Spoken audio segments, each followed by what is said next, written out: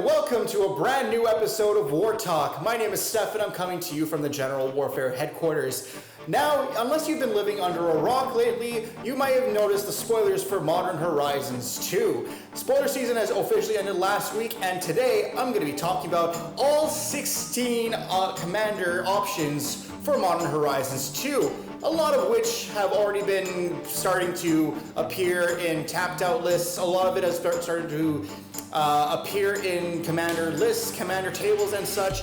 I'm going to cover every single one of those commanders today in no particular order, and we will discuss a little bit about what makes each one of them super powerful. And now, without further ado, let's get into it.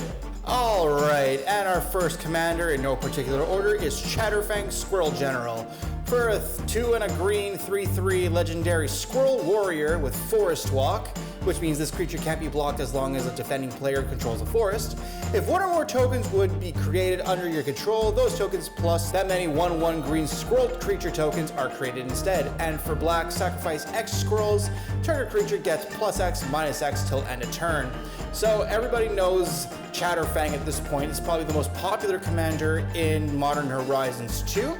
This, paired with Pitiless Plunderer, is an infinite combo piece where you're creating squirrels and you're sacking them to create more treasures, and more squirrels come out as well. Chatterfang is just an infinite combo enabler, and it's deserving of its $60 price tag, which means it's officially not budget available for general warfare purposes or budget purposes in our gameplay. However, for most other people who have the expenses to purchase a Chatterfang, can go nuts, no pun intended, with all the degenerate combos that enable Chatterfang to go infinite. Next up is Lotus Cryptozoologist. For 1 and a 2 for Simic, meaning green and blue, legendary Snake Elf Scout. Whenever another non-token creature enters the battlefield under your control, you investigate. Tap it to sack X clues. Target opponent reveals the top X cards of their library. You may put a non-land permanent card with mana value X or less from among them onto the battlefield under your control. That player puts the rest on the bottom of their library in a random order. This seems like a very interesting commander to build around. Investigate, I've never seen any other commander with this ability on top of it. So Investigate Tribal, I guess, is a thing now. I'm curious as to how people would be able to build Lotus. If you're planning to build Lotus, let me know in the comments down below, and let me know how you would build Lotus. This seems like something quite fun, and I'm looking forward to seeing this. Hopefully somebody has built this in my circle. Nonetheless, I would love to see how the Cryptozoologist comes about. Next, we're taking a look at Yusri, Fortune's Flame. For 2 and a 3 for a 1 and is it, so blue and red, a legendary Ifrit. Flying, whenever Yusri attacks, choose a number between 1 and 5, flip that many coins. For each flip you win, draw a card. For each flip you lose, Yusri deal 2 damage to you. If you won 5 flips this way, you may cast spells from your hand this turn without paying their mana costs. This commander seems like a optimal coin flip general. We've seen coin flip with Krark a couple of sets ago in Commander Legends not too long ago with something to do with flipping coins. And this part put into the 99 with Yusri and Clark's Thumb, other cards that enable coin flips, is insanely good, especially in a commander that allows you to, play spells without having to pay their mana cost. If you've won 5 flips this way, I would love to see how you guys build Yusri. Let me know how you're planning to build Yusri in the comments down below. Next up, we're running Sithis, Harvest's Hand. For a 1/2 and Selesnya, so green and white, legendary enchantment nymph. Whenever you cast an enchantment spell, you gain 1 life and draw a card. So I've compared this to my playgroup to Tatiova, where this is the enchantment version of it, and this would fit very well in most Enchantress decks.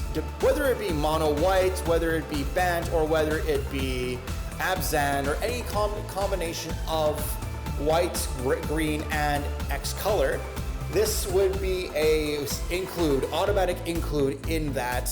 Since you're gaining life and drawing cards, you're netting yourself positive card draw with Sithis every time you're casting a low CMC or mana valued enchantment. This just seems like a really fun card to put in the 99, and I would love to see what kind of deck you build around with Sithis. Next up, we're taking a look at Garth Oneida. This is a 5/5 for Wooburg, so one of each color, minus colorless. For Legendary Human Wizard that has tapped, choose a card name that hasn't been chosen from among Disenchant, Brain Geyser, Terror, Shivan Dragon, Regrowth, and Black Lotus. Create a copy of the card with the chosen name, you may cast the copy. Everybody, once Garth was announced, everybody I know has been going insane about this card, and I'm not gonna lie, I'm gonna be completely transparent with all of you. This just seems like something called a noob trap. Now, bear in mind, this is just my opinion on this, but this just doesn't seem as amazing as everybody's making this out to be. Okay, sure, you get to make a card that is banned in EDH. Sure, or Commander, how you put it. Sure, you get to make that, but what else is there apart from that? You have Disenchant, you have Brain Geyser. Shivan Dragon is not really that amazing. Terror is okay. Regrowth is probably the next best thing. So apart from Black Lotus, your next best cards are Regrowth, Disenchant, and Brain Geyser. Apart from that, I don't see this heavily affecting the meta. But then again, I could be wrong, like I was with Mila. Roll clip now. At standalone Commander, she's not going to really turn heads in your direction. Like, you're not going to really see that many Commanders, Planeswalkers in red and white. It's not going to be an effective Super Friends deck, ultimately. Yeah, and I will attack you with Zabaz Dragon. That sounds lucky somehow.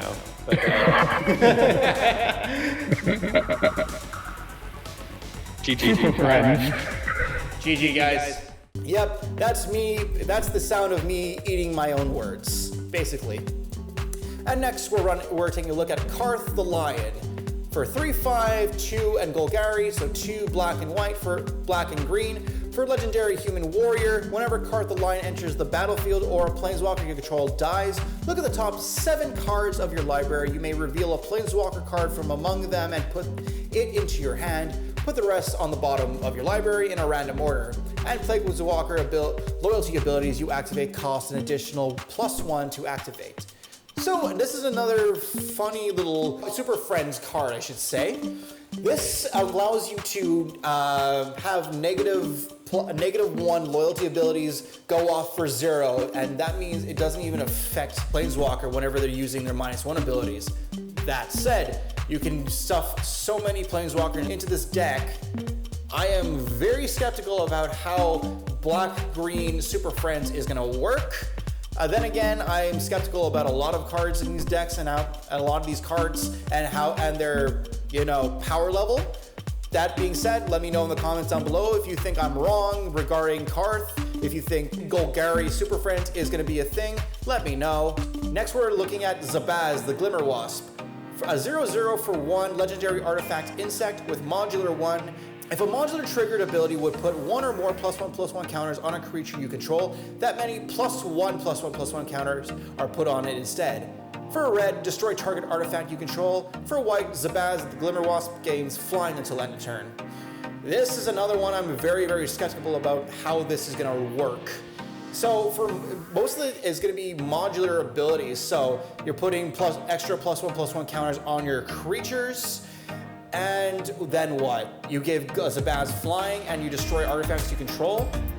I'm not the biggest fan of the activated abilities. That's just a personal preference. That being said, the modular triggered ability could be effective. I have yet to see what a Zabaz deck looks like and how Zabaz would run ultimately. So I'm ready to be proven wrong. Next, we're taking a look at Ragavan Piffler. For 2/1 and red, legendary monkey pirate. Whenever Ragavan deals combat damage to a player, you create a treasure token and exile the top card of that player's library. Until end of turn, you may cast that card, and it also has -1 and a red. This is probably one of the fastest mono red commanders I've seen come out. Wizards in the longest time. I'm glad Ragavan doesn't have haste immediately, because this would probably put it way over the top. That being said, Ragavan right now is worth $100. Do I see that price going down? Absolutely. That being said, the ability to create treasure tokens and exile and basically stolen strategies your opponent, or Italy one of your opponents, basically allows you to not only get more information from your opponents, but also allows you to play around what kind of deck they're going to be playing. So you have mono red stolen strategies. Is that a deck type? I guess it will be. Who knows? Next, we're going to take a look at General Ferris Ruckrick for 3/1 and 1 and Boros. So 1 red and white for legendary human soldier that has hexproof from monocolored, fun. And whenever you cast a multicolored spell, create a 4/4 red and white golem artifact creature token. So effectively, this card wants you to play a multitude of multicolored cards. That being said, I'm pretty sure you have to stuff your deck with a bunch of multicolored cards, which could ultimately impact your mana value and your curve, ultimately. That being said, if it's gonna net you more creatures in the form of 4/4 golems, go right ahead. I would also like to point out the hexproof from monocolored. It could be really, really powerful, especially since a lot of removal cards, and very effective removal cards, I should say, are monocolored. Next, we're taking a look at Eve, Progenitor Ooze. So for 2/2, for 2 green, legendary Ooze with Storm, this is going to be an interesting commander. Eve, Progenitor Ooze isn't legendary if it's a token, and Eve enters the battlefield with a +1/+1 counter on it for each other ooze you control. So we've already covered oozes in Commander Legends, as I mentioned before, but I've yet to see, and glad I finally found a Storm commander that was not in red or blue. Green Storm seems interesting, and I think this might be a deck I might want to build around, since who knows what you can actually do with mono green Storm. I don't know. And plus, the fact that you can make multiple copies of Eve with extra +1/+1 counters on them is just bonkers, I'd say. Next, we're going to take a look at Puru the Volatile, a 7/7 for 2 red, 2 white, 2 black. So 2 and double Mardu, legendary Elder Dragon with flying and lifelink. At the beginning of your upkeep, sacrifice Puru unless you pay Mardu, red, white, and black. And whenever Puru dies, it deals 7 damage to each non-legendary creature. It's probably the worst commander, in my personal opinion, in Modern Horizons 2. It does not do you any justice to run this as your commander, since you're going to be paying an upkeep cost every time that you have Puru on the field. As a 7/7, his actual mana value is way too high for his ability, and it's only a death trigger. So anytime he dies, you deal 7 damage to each non-legendary creature. It doesn't even hit players. My personal opinion, skip Puru. He is not going to do you any justice. Play Oros instead. Next, we're taking a look at Mirando Martika de Sinakulikar. This is a 3/3 legendary human wizard. As long as you discarded a card this turn, you may pay either a black or red to cast a spell. So when Mirando Martika de Sinakulikar enters the battlefield, you may search your library for a card named the Underworld Cookbook, reveal it, put it into your hand, then shuffle. And the extra ability to sacrifice 2 foods, target creature deals 6 damage to itself.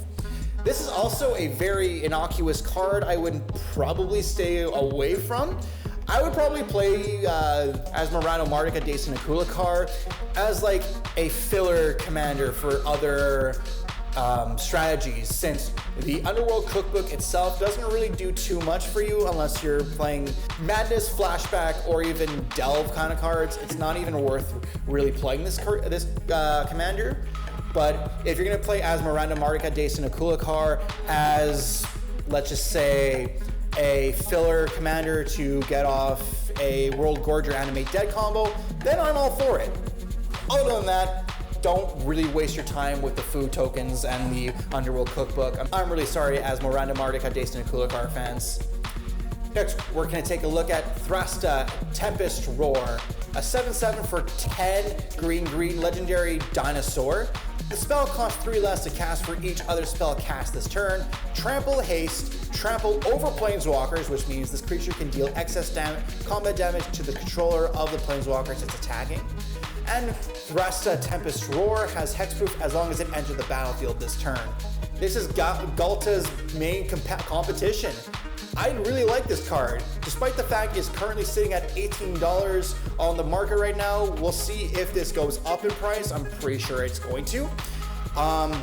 That being said, I really like the fact that this has trample, haste, and tramples over planeswalkers, and the fact that when you play it, it basically has hexproof for the entire turn. It's extremely limited, especially after the first turn novelty. That way your opponents can actually target Thrusta. That being said, it's always funny to basically get down a 7/7 trample haste giant freaking dinosaur after playing maybe like 3 or 4 spells. 3 spells basically netted all the way down to 3 mana. Next, we're taking a look at Sphelum of Sea and Sky. It's a 3/4 for 1 blue legendary merfolk god. Sphelum of Sea and Sky has indestructible as long as you control at least 2 other merfolk. Whenever Sphelum attacks, draw a card. Other merfolk you control have ward 1. Sphelum, I'm not the biggest fan of. Admittedly, it only really protects itself with the indestructible. Okay, sure, whenever it attacks, draw a card, that's kind of good.